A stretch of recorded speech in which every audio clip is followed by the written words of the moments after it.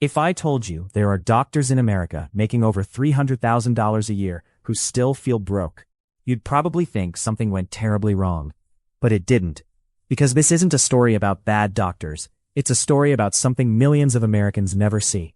The strange reality that some people can earn more money than 95% of the country and still stress about money, still wonder where all the money went, and still feel trapped. And Jake was about to find out that being rich on paper and being wealthy in real life are two completely different things. Growing up, Jake had only one dream: become a doctor. He wasn't chasing Ferraris. He wasn't thinking about luxury vacations. He wasn't dreaming about country clubs or million-dollar houses. He simply wanted security. Like millions of American kids, Jake grew up hearing the same thing: study hard, get good grades, become a doctor, and you'll never have to worry about money. His parents believed it. His teachers believed it. Even Jake believed it. And honestly, nobody blamed him, because for decades, becoming a doctor was considered one of the safest paths to success in America. So Jake did everything right. He graduated high school, went to college, spent years preparing for medical school. Then came 4 years of medical school. And that's where reality started getting expensive. Tuition wasn't cheap. Books weren't cheap. Living expenses weren't cheap. Everything seemed to cost money. By graduation, Jake owed nearly $300,000 in student loans. But he wasn't worried, because everyone told him the same thing: doctors make great money. You'll pay it off quickly. Then came residency. Long shifts, sleepless nights, missed birthdays, missed holidays, missed weddings. While his college friends were getting married, buying homes, and building retirement accounts, Jake was earning less than many people working regular office jobs. Sometimes he wondered if all the sacrifice was worth it. But whenever things got difficult, he reminded himself of the dream: just survive. One day you'll finally make doctor money. And after years of sacrifice, that day finally arrived.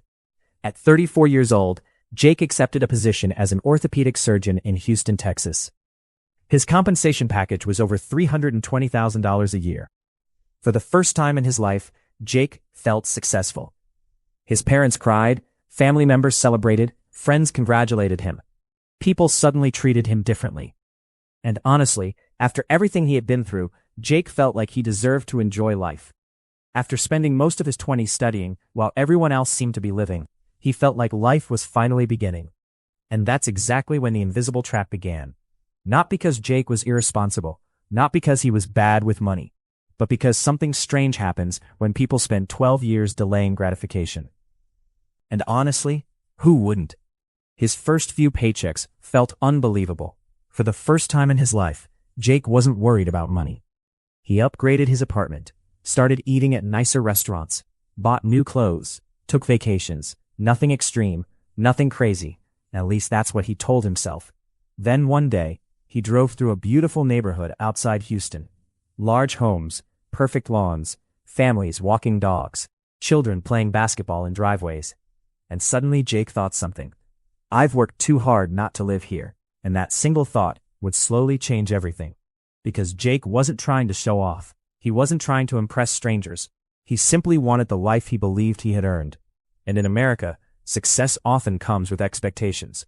Doctors are expected to drive nice cars. Doctors are expected to live in nice neighborhoods. Doctors are expected to look successful.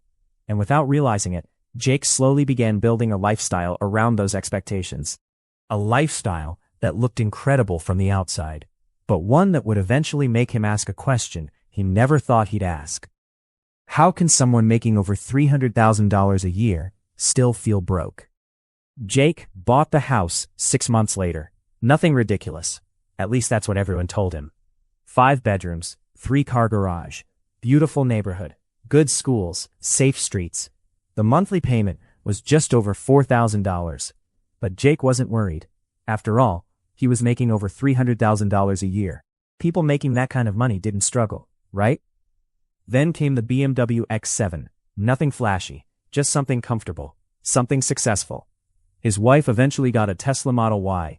They furnished the house, bought new appliances, subscribed to Netflix, Disney+, YouTube TV, Amazon Prime, house cleaners twice a month, weekend trips, Disney vacations, nice restaurants, better furniture, and little by little, life became more expensive. But because every upgrade felt normal, everybody around him lived like this. Other surgeons, neighbors, friends, patients assumed he was rich. Social media made everyone else's life look perfect. And honestly, after sacrificing so much, Jake felt like he deserved it. But nobody saw the other side. Nobody saw the $300,000 in student loans. Nobody saw malpractice insurance. Nobody saw federal taxes taking away huge chunks of every paycheck. Nobody saw property taxes in Texas climbing every year.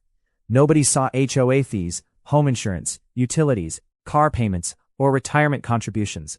Because while most people start investing in their 20s, Jake spent his 20s becoming a doctor. And now he felt behind.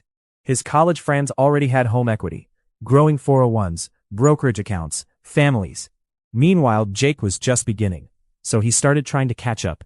More income, more work, more shifts, more money. And strangely, the more money he made, the more pressure he felt. Then one evening after a 12-hour surgery day, Jake sat at his kitchen island with his laptop open. He started reviewing his expenses. Mortgage, BMW payment, Tesla payment, student loans, utilities, insurance, subscriptions, property taxes, credit cards, vacation expenses, and suddenly he realized something terrifying. He was making more money than 95% of Americans, but if he stopped working tomorrow, everything would begin falling apart. Not in 5 years, not in 1 year, within months. And for the first time in his life, Jake felt afraid, because he had spent 12 years chasing freedom, yet somehow he felt trapped. Then things became even more uncomfortable. Inflation arrived. Groceries became more expensive. Insurance premiums increased. Property taxes increased. Home maintenance costs increased. Everything became more expensive. And despite earning over $300,000, Jake constantly found himself asking the same question millions of Americans ask. Where does all the money go? The strange thing was that his income kept increasing. $320,000, $350,000, then nearly $400,000. Yet somehow, life never felt easier. Every raise disappeared, and every year brought new expenses. Because lifestyle inflation doesn't announce itself. It happens quietly, one upgrade at a time, one subscription at a time, one payment at a time. Until eventually, your high income no longer feels high. It simply feels necessary. And that's when Jake met another doctor. She worked in internal medicine. Her income was much lower, around $200,000 a year. And yet something about her seemed different.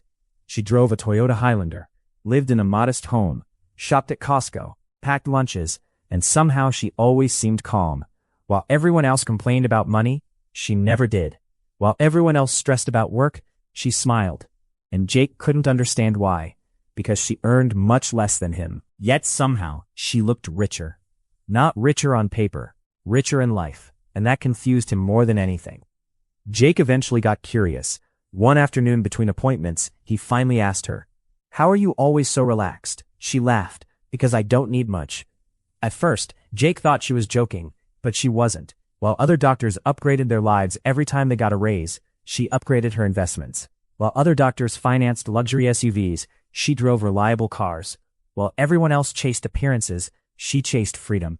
She maxed out her 401, used a backdoor Roth IRA, built an emergency fund, bought low-cost index funds, avoided unnecessary debt, and perhaps most importantly, she never felt pressured to prove she was successful. Nobody outside her family knew how much money she actually had, because she wasn't trying to look rich. She was trying to become wealthy. And there was a difference. Jake couldn't stop thinking about that, because for years, he had assumed more income automatically meant more freedom.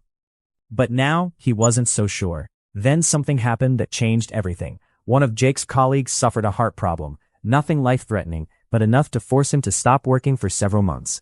And watching that happen terrified everyone, because doctors understood something most people didn't. Their income depended on them showing up. No surgery, no paycheck, no clinic, no income. And suddenly Jake started imagining his own life. What if something happened to him? What if he couldn't work? Would the house payment stop? Would the BMW payment stop? Would student loans disappear? Would property taxes disappear? Of course not. And for the first time in years, Jake asked himself a question. What if I don't actually own my lifestyle? What if my lifestyle owns me? That thought haunted him, because from the outside, his life looked perfect. Beautiful home, luxury cars, high income, respected career. But behind closed doors, he felt pressure. Pressure to keep producing. pressure to keep earning, pressure to maintain everything. And slowly he began realizing something uncomfortable. Success and freedom weren't always the same thing. Then another surprise came. Jake's college roommate visited Houston. Back in college, they had both dreamed about successful careers, but his friend had gone into engineering instead. His income wasn't even half of Jake's. Yet during dinner, something shocked him. His friend worked remotely, had no debt, owned his house, spent weekends with his kids, and could take time off whenever he wanted. Meanwhile, Jake struggled to schedule a long weekend, and suddenly a painful thought crossed his mind. I make more money than almost everyone I know, so why does it feel like they have more freedom? That question stayed with him, because deep down, Jake knew something wasn't right. He wasn't poor, far from it. He was blessed. He had a wonderful family, a respected career, a healthy income, but despite all of that, he constantly worried. Income had solved many problems, but expenses had created new ones, because every payment represented something. Every monthly obligation represented future work, and eventually, Jake realized something millions of Americans never hear. High income doesn't automatically create wealth. It creates opportunity. What you do with that opportunity determines everything. And somewhere along the way, Jake had confused income with freedom, but those two things aren't always the same. Because sometimes, the biggest trap isn't low income. It's building a life that requires high income forever. And that realization changed the way he saw everything. Over the next few years, Jake slowly started changing. Not because he hated money, not because he regretted becoming a doctor, and not because he suddenly became some kind of minimalist. He simply got tired. Tired of feeling like every dollar already belonged to someone else. Tired of needing the next paycheck. Tired of chasing a finish line that kept moving. So he started doing something strange. He stopped trying to impress people. He canceled subscriptions he barely used. He stopped upgrading things that didn't need replacing. He sold the BMW, kept the Tesla, delayed buying a vacation home, reduced unnecessary spending. And for the first time in years, he began putting serious money into investments. Every month, without fail. Not individual stocks, not crypto, nothing exciting, simple index funds. His 401, his backdoor Roth IRA, a brokerage account. Boring things. But something strange happened. The less he tried to look rich, the richer he actually became. Meanwhile, many people around him kept doing what they had always done. New houses, new boats, new cars, new watches, new expenses. And every year they made more money. Yet somehow they complained more, because lifestyle inflation never ends. There's always another neighborhood, another vacation, another upgrade, another payment, another level. And eventually Jake realized something. Most people don't actually want luxury. They want peace. They want security. They want time. They want options. But society convinces people that those things come from spending more, when in reality, they often come from needing less. 10 years passed. Jake was now in his mid-40s, and something surprising happened. His portfolio had quietly grown. His student loans were gone.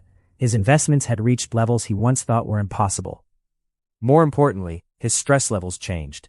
He no longer feared every unexpected expense. He no longer worried about taking time off. He no longer felt trapped, because for the first time in his adult life, work became a choice, not a requirement, and that changed everything. He started spending more time with family. He called his parents more often. He watched football on Sundays without checking emails. He took vacations without thinking about RVUs. He stopped comparing himself to other surgeons. And strangely enough, he became happier. Not because he earned more money, but because money stopped controlling his life. And perhaps that was the biggest lesson of all. Because across America, millions of people spend their entire lives chasing bigger incomes, believing that one more raise, one bigger house, one better car will finally make them feel secure. But security isn't a number. It's not $300,000. It's not $500,000. And it's definitely not $1 million. Security is knowing you have options. It's knowing you can survive a bad year. It's knowing one unexpected event won't destroy everything. It's being able to spend time with the people you love. Because at the end of the day, nobody lies awake wishing they had bought a bigger SUV. Nobody wishes they had spent more money trying to impress strangers. Nobody wishes they had traded more time for things they didn't really need. People wish they had more time, more memories, more freedom. And maybe that's why some of the happiest people in America don't look rich. Because they aren't trying to. They're trying to live. And perhaps the greatest financial flex in America isn't driving a luxury car, or living in the perfect neighborhood, or earning more than everyone else. Maybe the greatest flex is waking up every morning knowing that money no longer controls your decisions. Because being rich on paper and being wealthy in real life are two completely different things. And Jake finally understood that. Not when he bought the house, not when he reached $300,000 a year, not when people called him successful, but when he realized that real wealth had nothing to do with appearances. Real wealth was freedom. Real wealth was peace. Real wealth was options. And sometimes, the people who look richest from the outside are carrying the heaviest burdens behind closed doors. Because wealth isn't what you show, it's what you keep. And perhaps the greatest financial mistake people make isn't earning too little. It's building a life that costs too much. Because in the end, money is only useful for one thing: buying freedom. And once Jake understood that, everything changed. And maybe that's a lesson millions of Americans don't discover until it's too late. But here's the part nobody talks about. Jake wasn't stupid, he wasn't irresponsible, and he certainly wasn't poor. In fact, by almost every traditional definition, Jake was successful. He had spent years helping people, fixing injuries, changing lives, working weekends, missing holidays, giving up sleep, making sacrifices most people would never understand. And yet, despite all of that, there were nights when he sat alone in his kitchen, wondering one thing: why doesn't this feel the way I thought it would? Because somewhere along the journey, Jake realized something strange. The dream he had spent 12 years chasing wasn't supposed to end with anxiety. It wasn't supposed to end with constant pressure. It wasn't supposed to feel like every decision depended on the next paycheck. The happiest doctors weren't always the highest paid doctors. The happiest people weren't always the richest people. And some of the wealthiest people he knew looked completely ordinary. They drove Toyotas, shopped at Costco, lived below their means, and quietly built freedom while everyone else was trying to build appearances. Eventually, Jake stopped asking himself how much money he could make, and started asking a different question: how much money do I actually need? Because those are two completely different questions, and the answer changed his life. He realized he didn't need the biggest house. He didn't need the newest car. He didn't need approval from strangers. He didn't need to prove anything. And once he stopped chasing status, something remarkable happened. He finally started feeling wealthy. Not because his income changed, not because he won the lottery, not because he suddenly became a millionaire, but because his relationship with money changed. He stopped seeing money as something to spend, and started seeing it as something that could buy freedom. Freedom to say no. Freedom to spend time with family. Freedom to take vacations without guilt. Freedom to sleep peacefully. Freedom to walk away from things that no longer brought happiness. And perhaps that's why so many Americans who appear rich still feel trapped, because they spent years building lifestyles when they really wanted freedom. And maybe that's why some people with less money always seem to have more, because needing less can give you something that earning more never will: peace. Because at the end of the day, nobody remembers your car payment, nobody remembers your watch, nobody remembers how much your neighbors admired your house. But people remember memories. People remember family. People remember time. And perhaps the greatest financial flex in America isn't looking rich. It's never having to worry about money controlling your life. Because being rich on paper and being wealthy in reality are two completely different things. And sometimes the people who look richest are carrying burdens nobody else can see, while the people who seem ordinary have quietly built something far more valuable: freedom. If you enjoyed this video and you're interested in building wealth, understanding money, and making better long-term decisions, consider subscribing. Because the choices we make today often become the lives we live tomorrow. And I'll see you in the next one.